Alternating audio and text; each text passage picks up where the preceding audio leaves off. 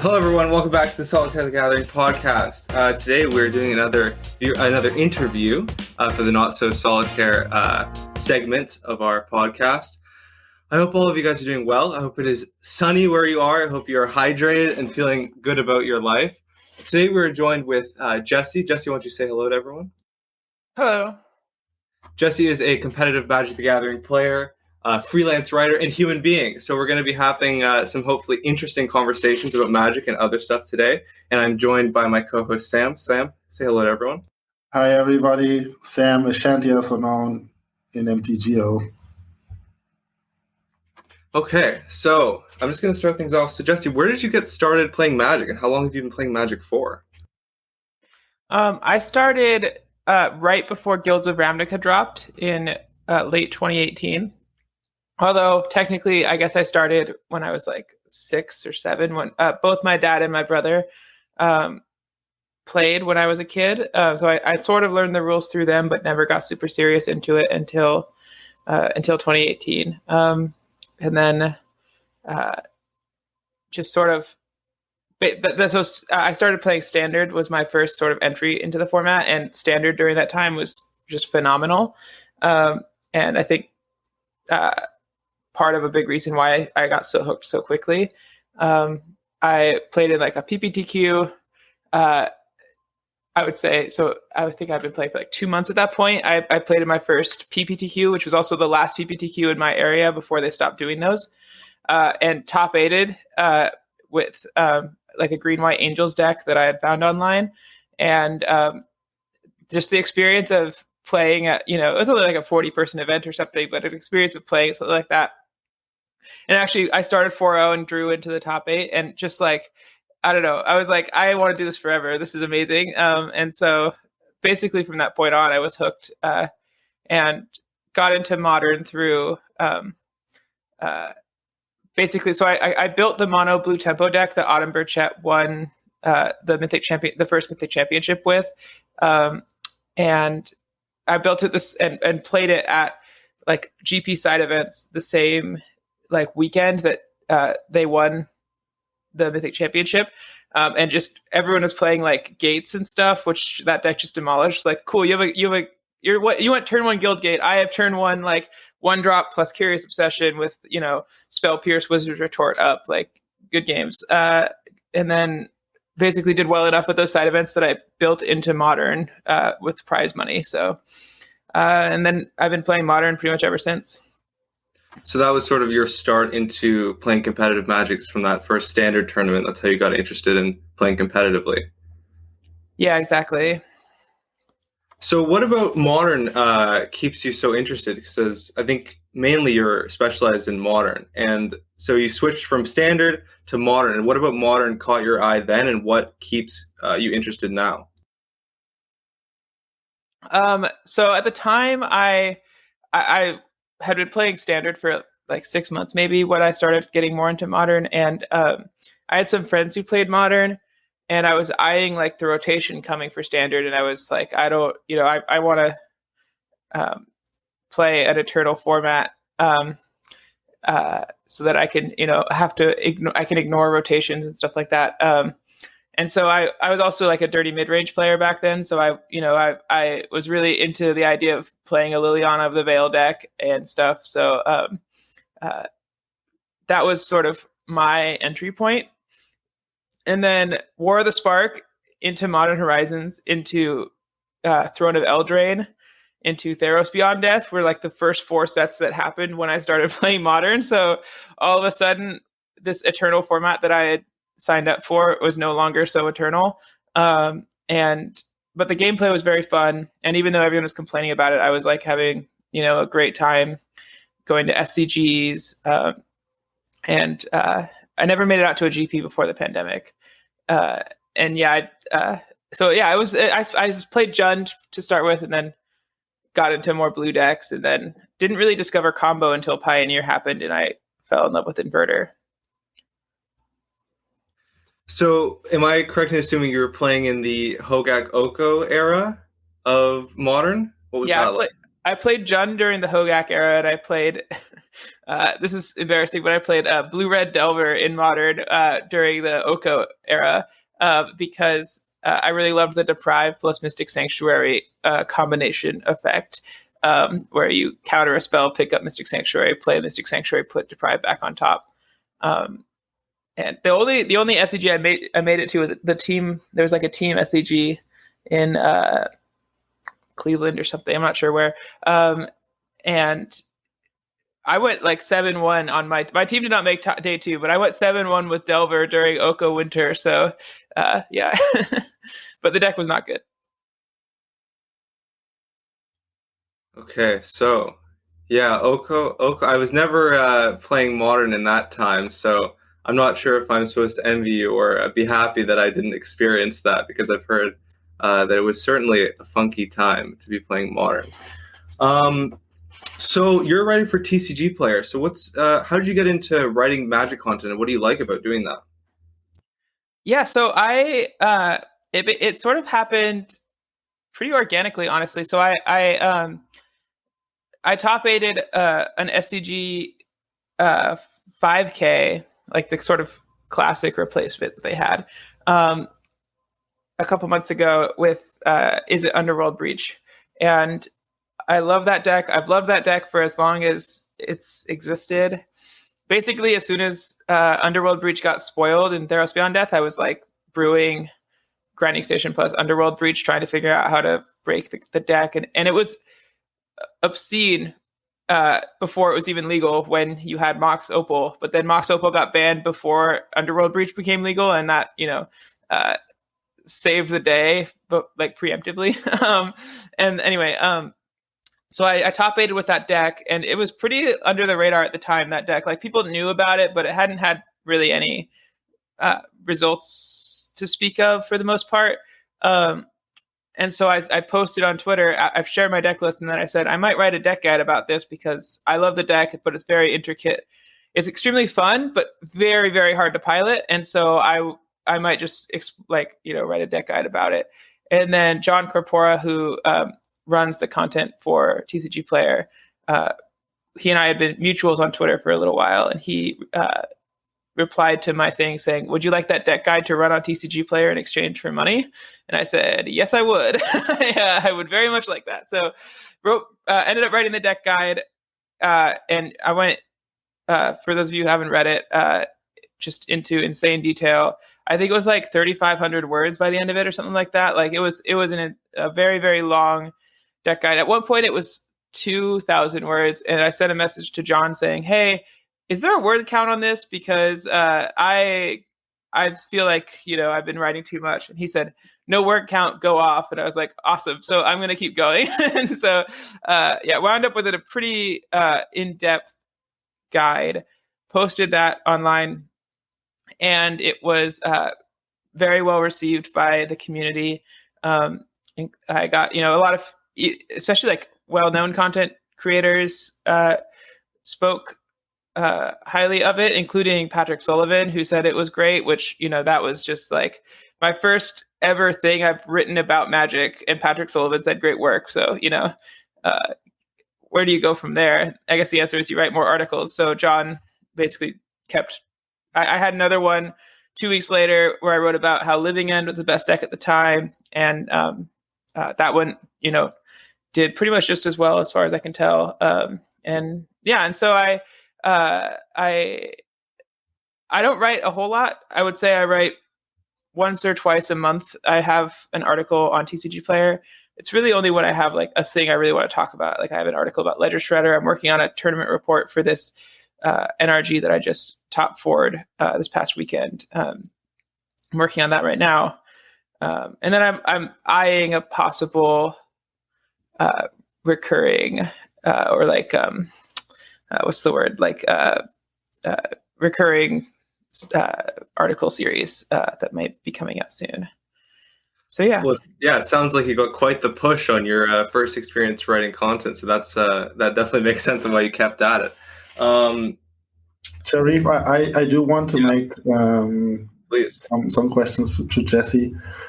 And perhaps I'm going back to what you were referring regarding the deck of Graining Station, because I actually knew you because you topped 8, and afterwards, of course, I also read the article. Why do you think that people don't pick the deck up? Because we really see that we are not seeing the deck at all, and I think it's so difficult to interact with the deck, even it's like a kind of graveyard strategy. And now, plus the adding of Ledger Shredder, it has like different angles. So I kind of want to ask you what you think about the deck and why people are not picking it up. It's a really good question. I think to start with, it feels inaccessible, I think, to a lot of players because they look at this deck with a bunch of cards in it that don't seem like modern playable cards, like Grinding Station, Mox Amber. And they think, how the hell is this supposed to win? And they're not wrong that these are not typically modern playable cards, but there's also just so many intricate gameplay patterns that are not very obvious, I think, at first glance. And so when you pick the deck up, it's very easy to do pretty poorly to start with. There are things like making sure you activate Grinding Station on any turn an artifact comes in with the untap trigger on the stack to give you an extra activation that a lot of people just don't do. There's stuff like using Emery, like if you have 2 Mox Ambers and 2 Emerys, digging to your Grinding Station with an Underworld Breach when it's not deterministic, but it's highly likely that you'll hit one, and knowing when to do that. And sometimes it's better to wait, and just evaluating what your opponent's likely to be able to do to disrupt you, because there are so many different ways to disrupt the combo. There's a lot of things that make the deck really hard to pilot. And it's pretty easy to give up, I think, early on. And so I think that's a big reason. I also think it pains me to say it, but I think the deck is not super well positioned at the moment, just because I think the 4-color deck has adapted to Living End pretty successfully with Chalice of the Voids and Endurances, both of which are very good against the Breach combo. And so what used to be a pretty good 4-color matchup used to be quite good. I would win fairly regularly mulling to 4 against the 4-color deck. And now I think the matchup is not like the worst matchup in the world, but it is not good enough to justify playing this deck, I think, over a deck like 4-color or a deck like Living End with lower fail rates. Because that's the other thing with when you play the Grinding Station deck. Sometimes the deck just doesn't do anything. You draw your 3rd Grinding Station of the game, and you're like, why am I playing this deck right now? But that's true of all combo decks. So you sort of have to be able to stomach that in order to play combo in Modern or in general. I listen to you, and I exactly feel like when people pick up Belcher, because we usually create a lot of content for Belcher, people just start playing the deck and they feel like it's useless. I can't play it because it doesn't do nothing. So it's really interesting to understand. We have the same issues actually with 4C adapting now to combo decks, because this was actually the angle that 4C normally left behind. Listening to from another player that plays other like combo archetype types is really interesting too. So thanks. Yeah, I was playing 4-color in the tournament I just played in, and got paired against Belcher round 4 when I was 3-0 and beat them 2-0. So it's like the deck that supposedly just destroys 4-color. Even that, like the deck just like 4-color these days is just like, well, if you play well and draw well, you'll probably be fine. Yeah. I don't know. Yeah, I have to hear. How did that match go? Like, was there anything interesting, or did he just not stand a chance? Well, it was on. It was on stream. So if anyone's interested in seeing the game, I think it's a very interesting match. They played it in its totality on the Energy stream. The VOD should be available. But essentially, I played enough against the deck to know, like, on the turn they go for what's the card called? Ironcrag Feat. You can just let that spell resolve and then counter the Belcher, because they can't protect it with like a Pact of Negation or something, since they can only cast one more spell that turn. And so knowing when to counter things, I drew, I think, 2 or 3 counter spells in the first game. And after they, threw out the one Ironcrag feat, they had to start pivoting to casting Belcher and then waiting till their next turn to try to kill me. And I just had a March of Otherworldly Light for it the first time, and then I had a Prismatic Ending the second time. They Pact of Negation the Prismatic Ending, and then I Besaged the Belcher. And then, so they died to their Pact trigger. I also had lethal damage on board at that point. And then the second game, they set up a turn. Yeah, it was pretty disgusting. So on that turn, that last turn of the first game, I had the Prismatic Ending for the Belcher, and I had lethal damage on board. But I was thinking, I'm not gonna. If you have a Pact, I just lose, because you'll obviously. I'm sure everyone listening to the podcast knows, but they packed it, and then with the Pact trigger on the stack, they kill you in upkeep. So I was like, well, I have this Abundant Growth. I'm gonna Abundant Growth a land just to see. I have enough mana to still activate it to still cast Prismatic Ending if I need to. And then the Abundant Growth hit the Besage You, and I said, okay, I got this. So I went for the Prismatic Ending first to try to bait out the Pact of Negation, and then I Besage You. So that was how I did that. And then the second game was sort of wild. They went for a turn 3 or turn. They went for a turn 3 recross the paths, and on their end step, I let them do their recross thing, and they had a treasure token left over and 2 mana. And after they did the recross thing, I fetched a Hallowed Fountain, and I March of Otherworldly Lighted their treasure token. And then I untapped and played a Teferi. And so that way I covered multiple different lines that they could have taken. If they went for the Reforge line, the Teferi covered that. If they went for, an Ironcrag feat line, I'd also looked through their pile. They didn't have a Belcher in hand at the time, and I don't think they had an Ironcrag feat. And so between removing one of their mana sources and playing the Teferi, I felt like I bought myself at least a turn, maybe more. And then I started to, take up my Teferi, and I was casting Expressive Iterations on end step to just as anticipate, because I didn't want to commit my mana, but I wanted to start finding relevant cards. And I think I just played very tight and managed to pull out the 2-0. So yeah. Yeah, that sounds like a nightmare. Yeah, that sounds like a nightmare if we're on the receiving end of that. Yeah, sorry to those of you who like Belcher. I guess we should have put a content warning or something at the top. That's cool. Wow. Well, I want to circle back to Grinding Station, because I know now the deck is filled with Ragavans and Dragon's Rage Channelers, but I'm assuming when Underworld Breach just came out, I think you only probably just had Emery. So what, or maybe not even that, I'm not sure the order of sets, but what did the deck look like before Modern Horizons 2?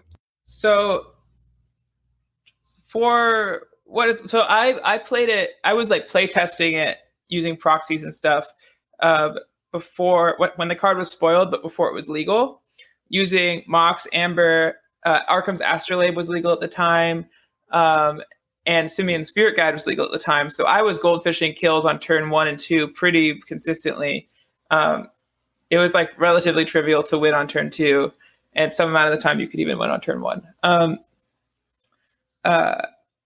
Then Mox Opal got banned before Breach even became legal, and I started trying out the Mox Amber versions, and I was playing Zergo Bellstriker as an additional legend to play with Emery, and it was awful. It was so bad. And so I sort of just set aside the deck, and I didn't actually revisit it until after Modern Horizons 2, but I understand that the versions that existed before Modern Horizons 2, I think were playing Serum Visions and just ways to sort of cantrips to set up the combo. But I never played it during that time period, and I'm highly skeptical that was a good deck. Before you got, the most broken 1-drop of all time as just both a combo enabler and a pressure way and a way to generate mana. I mean, Ragavan is just so insane in the deck. Yeah. And Urza Saga is really good too. Yeah. I know it's a controversial statement. Urza Saga is really good, but those two cards or something. Jesse,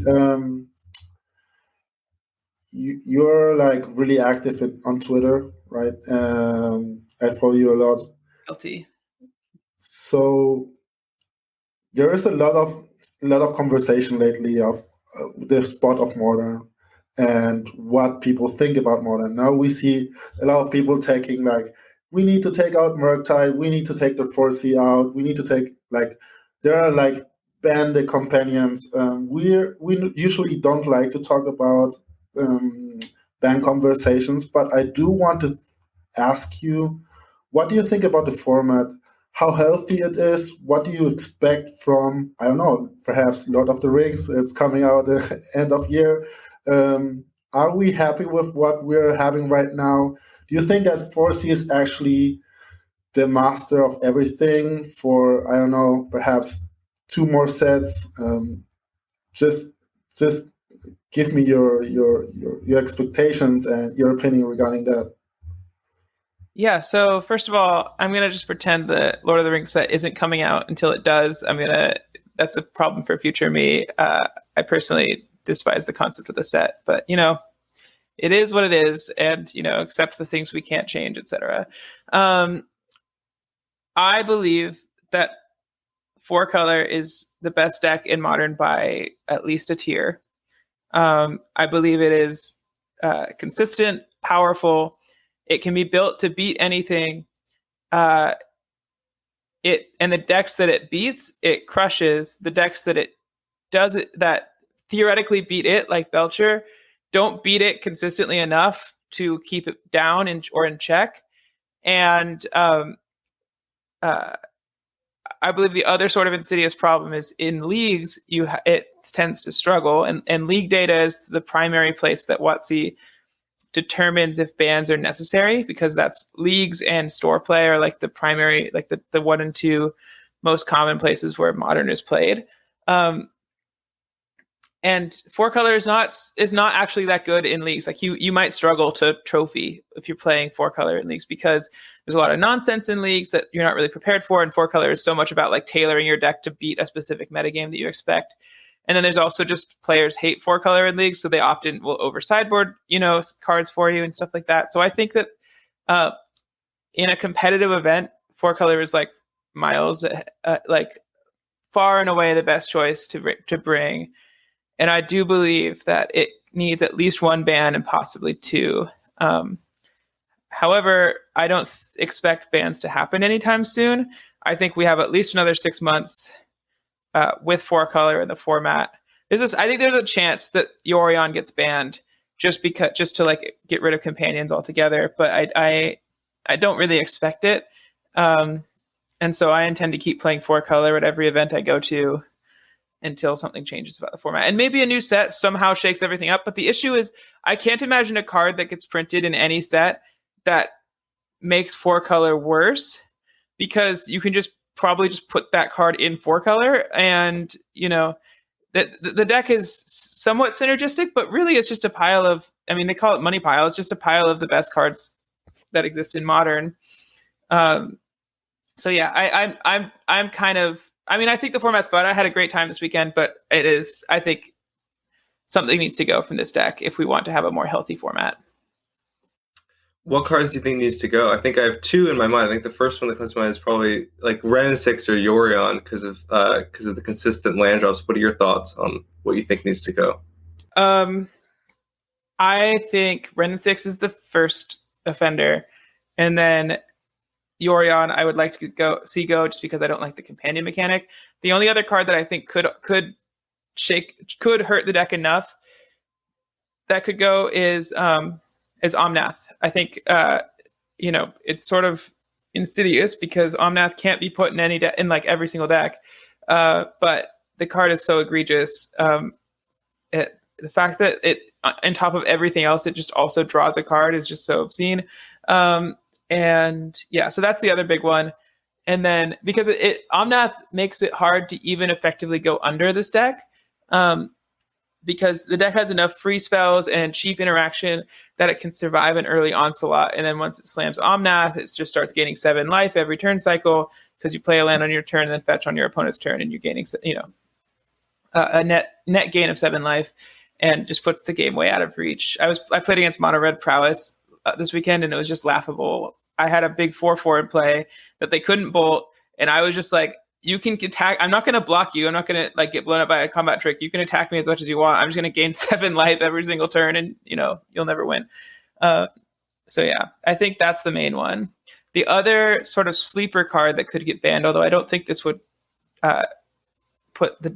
kill this deck, and I think might actually make the deck better because it makes other decks worse, is Expressive Iteration. I think if you ban Expressive Iteration, which is I think a reasonable thing to do, although I love the card, you actually help 4-color, because 4-color is just Murktide gets worse, and then when Murktide's worse, it's like, all right, well, how are you ever beating this pile of value cards? So yeah, the deck is certainly in its spot of its own right now. What was your? I know you played the mirror at least once. I saw the mirror match in top 4. And what's the mirror like? And is it weird to sort of see a lot of people around you playing the same deck? And like, what does that feel like to be in a modern tournament with so much similarity between decks? Whether or not you like the mirror depends on whether or not, I guess, I don't know how much of a psychopath you are. I really love control mirrors. I think they're really fun and intricate. I think the 4-color mirror is kind of exhausting, and I wouldn't want to do it like forever. In fact, I played the mirror. I played the Elementals build. I was playing the Blink build, and then I played the Elementals build twice in the Swiss, and then I played the Blink mirror once in the top 4 where I lost, partly due to a multi-4, partly because I was playing against Zach Allen, who's one of the best control players of all time. And yeah, so the mirror is a lot about just leveraging tiny advantages and trying to like create these little like wedges in the way the game goes that you can start to like crank on and push yourself. It really feels a bit like a game of tug of war in some ways, where you can do something that puts you slightly ahead, but until you assemble one of the various kinds of inevitability loops, you aren't guaranteed to win really ever. But like if you have like Ephemerate plus Ewit going with a counterspell in your graveyard, you're probably going to win. If you have a Emrakul, if you cast Emrakul, you're likely going to win, although I did beat a resolved Emrakul. Sorry, I beat an Emrakul on the stack in the Swiss, but I had a counterspell, and then I had an Eladamri's Call for my own Emrakul, and then I let them take my turn. They couldn't really do anything, and then I Emrakul'd them. And then the other one I would say is just like if you cast Yorion and get, draw 3 cards, or 4 or 3 or more cards, you basically win the game usually. So those are the main ways that like the doors get shut. But and then also just a turn 2 Wrenn and 6 is just so devastating. So yeah, that if one of those 4 things don't happen, then you have just like a cool control mirror, I think. Yeah. Do you think that Omnath is more like an enabler, or do you think it's more like a finisher? Because we were having these. I understand it can act as both, but you having like a lot of playtesting and experience now with the deck, how do you feel that Omnath is right now positioned in the deck? Yeah, I think it is both. I mean, I think you've got. I call it the universal donor because it pitches to every pitch spell in your deck.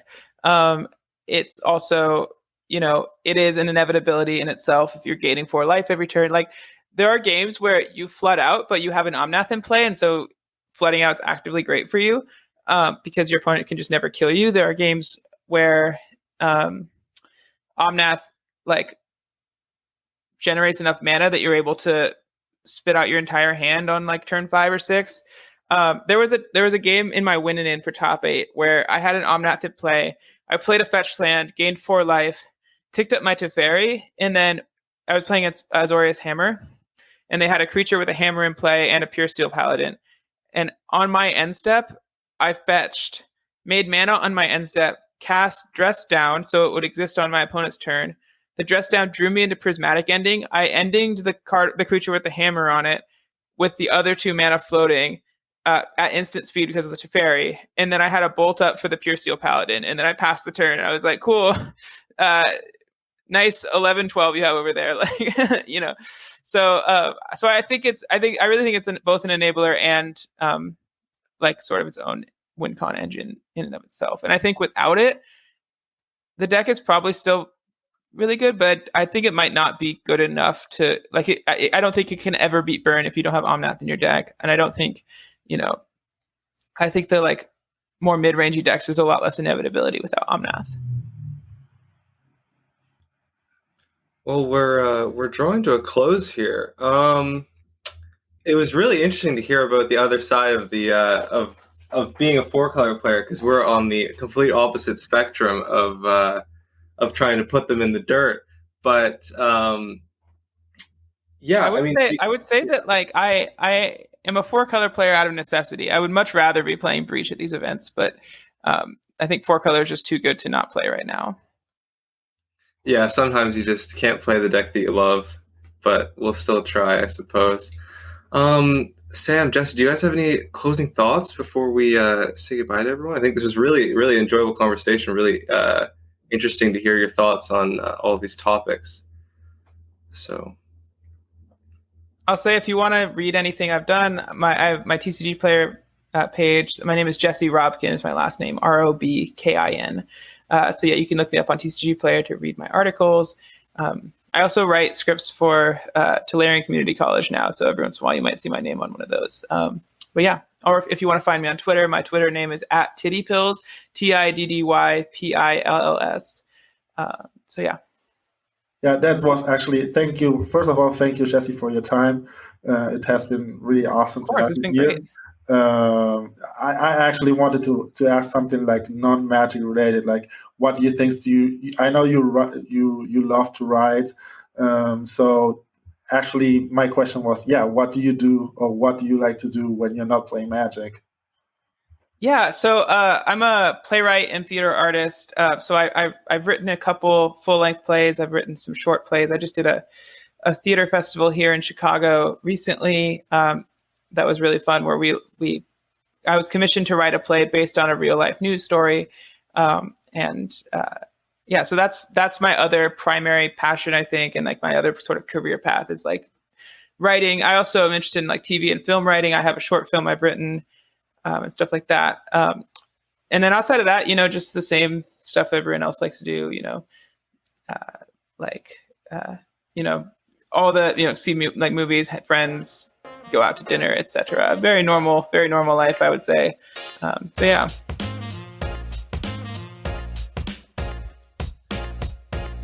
Silence. 5 seconds of silence before I say a word, because I wasn't sure if Sam wanted to say something. Okay. So I think we're gonna say our goodbyes. This was really lovely. This was great to meet you. Great to talk to you, and they have your information. So yeah, everyone, thanks so much for having me on. This has been great. Yeah, thanks for coming. Thanks for joining us. So this is for me. This is Sharif. Thank you for listening, everyone. I hope you have yourself a lovely week, month, day. Sam, you go ahead and say your goodbyes. Thank you for listening, guys, and stay tuned for the next episode.